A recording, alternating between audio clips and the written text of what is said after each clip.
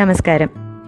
തിരുവനന്തപുരം ജില്ലയിൽ നെടുമങ്ങാട് ബ്ലോക്കിൽ വെമ്പായം കൃഷിഭവനിലെ കൃഷി ഓഫീസറാണ് ഞാൻ. നമ്മളിപ്പോൾ നിൽക്കുന്നത് വെമ്പായം കൃഷിഭവന് കീഴിൽ പ്രവർത്തിക്കുന്ന കാർഷിക കർമ്മസേനയുടെ മുറ്റത്താണ്. ഈ വർഷം കൃഷിവകുപ്പ് ഏറ്റവും കാര്യക്ഷമമായി നടപ്പിലാക്കുന്ന ഒരു പദ്ധതിയാണ് സുഭിക്ഷം സുരക്ഷിതം അഥവാ ഭാരതീയ പ്രകൃതി കൃഷി. ഈ പദ്ധതിയിലൂടെ ജൈവ കർഷകരെ പ്രോത്സാഹിപ്പിക്കുകയും കൂടുതൽ ആളുകളെ ജൈവ കൃഷിയിലേക്ക് കൊണ്ടുവരികയുമാണ് ലക്ഷ്യമിടുന്നത്. ഇന്ന് നമ്മൾ പരിചയപ്പെടാൻ പോകുന്നത് ഹരിത കഷായം എന്ന വളക്കൂട്ടിന്റെ നിർമ്മാണമാണ്.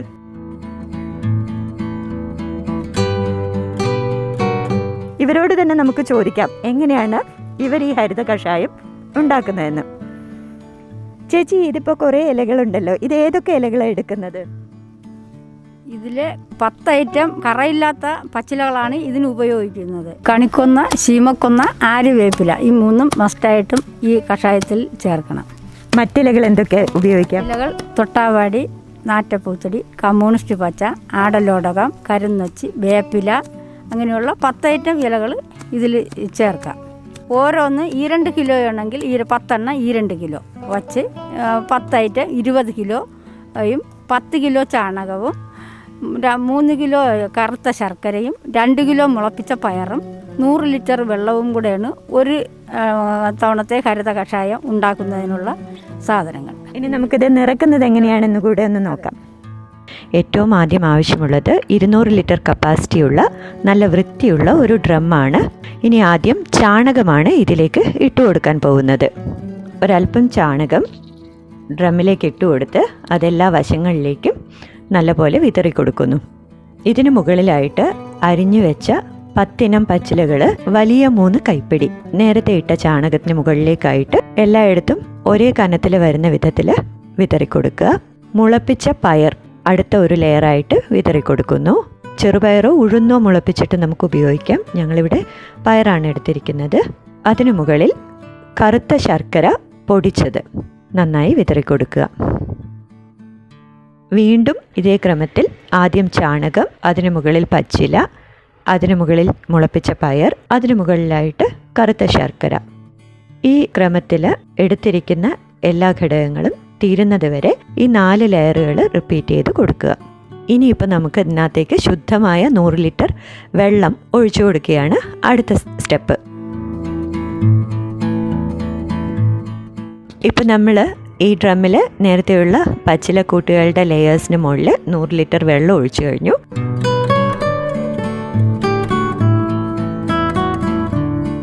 ഇപ്രകാരം അടച്ചു വെച്ച മിശ്രിതം നാളെ രാവിലെ വീണ്ടും തുറന്ന് 5 പ്രാവശ്യം ക്ലോക്ക് വൈസ് ആയിട്ടും 5 പ്രാവശ്യം ആൻറ്റി ക്ലോക്ക് വൈസ് ആയിട്ടും നല്ലവണ്ണം ഇളക്കി വീണ്ടും മൂടി വയ്ക്കുക.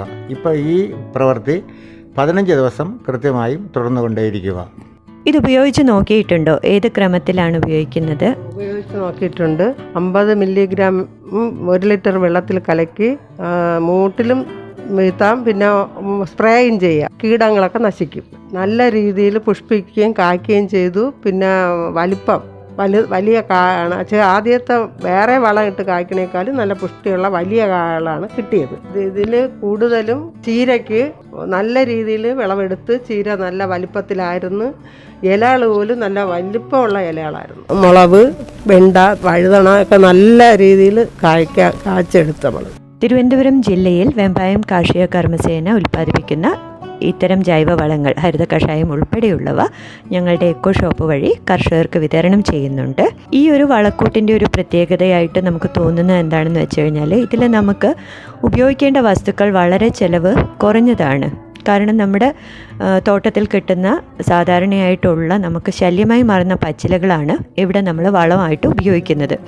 അധികമായിട്ട് വേണ്ടി വരുന്നത് ഒരല്പം ചാണകം, കറുത്ത ശർക്കര, മുളപ്പിച്ച പയർ. ഇത് രണ്ടും നമ്മുടെ വീട്ടിലെ അടുക്കളയിൽ തന്നെ കിട്ടുന്ന സാധനങ്ങളാണ്. അപ്പോൾ നമുക്ക് വളരെ ചുരുങ്ങിയ ചെലവിൽ വളരെ ഉപയോഗപ്രദമായ ഗുണപ്രദമായ ഒരു മിശ്രിതമാണ് ഹരിത കഷായം. ഇത് ഞങ്ങൾ ഫീൽഡിൽ ഉപയോഗിച്ച് വളരെ ഗുണം ലഭിച്ചിട്ടുള്ളതാണ്. അപ്പോൾ അതെല്ലാവരും ഈ രീതികൾ ഒന്ന് ശ്രമിച്ചു നോക്കി നിങ്ങൾ ബോധ്യപ്പെട്ടിട്ട് ഉപയോഗിച്ച് തുടങ്ങുക. നമസ്കാരം.